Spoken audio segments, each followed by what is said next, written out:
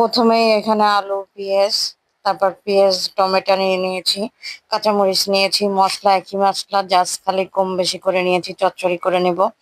তো এই চচ্চড়িটা আমারই পছন্দ। দেখো হাতের সাহায্যে মাখানো, এমন ভাবে মাখাইছি চচ্চড়িটা যেন হাতেই অর্ধেক হয়ে আসছে। এভাবে চচ্চড়ি মাখালে চচ্চড়ি খেতে টেস্ট হয়। তারপরে এই যে দেখো চচ্চড়ি বসিয়ে দিলাম। এরপর আমি শুধু হাত ধোয়া পানি দিয়েছিলাম, আর কোনো পানি না। চচ্চড়ি হয়ে গেছে, ধনেপাতা দিয়ে নামিয়ে ফেলবো। এখন দেখো আমি ডিম ভেজে নিচ্ছি।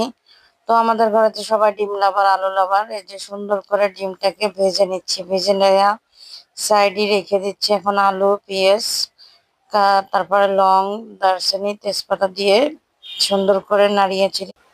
এখানে অফ ক্যামেরা আমি ভেজে নিচ্ছি, একটু তেলও দিয়ে দিয়েছি। এখন ওই যে আদা রসুন দিয়ে দিলাম, বের করতে মনে ছিল না মশলা। হলদি দিলাম, তারপরে যে ধনের গুঁড়া, লবণ, জিরের গুঁড়া, সরি ওই গুঁড়ো মরিচ দিয়ে দিয়েছি, জিরের গুঁড়া দিয়ে দিলাম। সুন্দর করে মশলাটাকে অফ ক্যামেরা এখন কষিয়ে নেব, নাড়িয়ে ছেড়ে নাড়িয়ে ছেড়ে।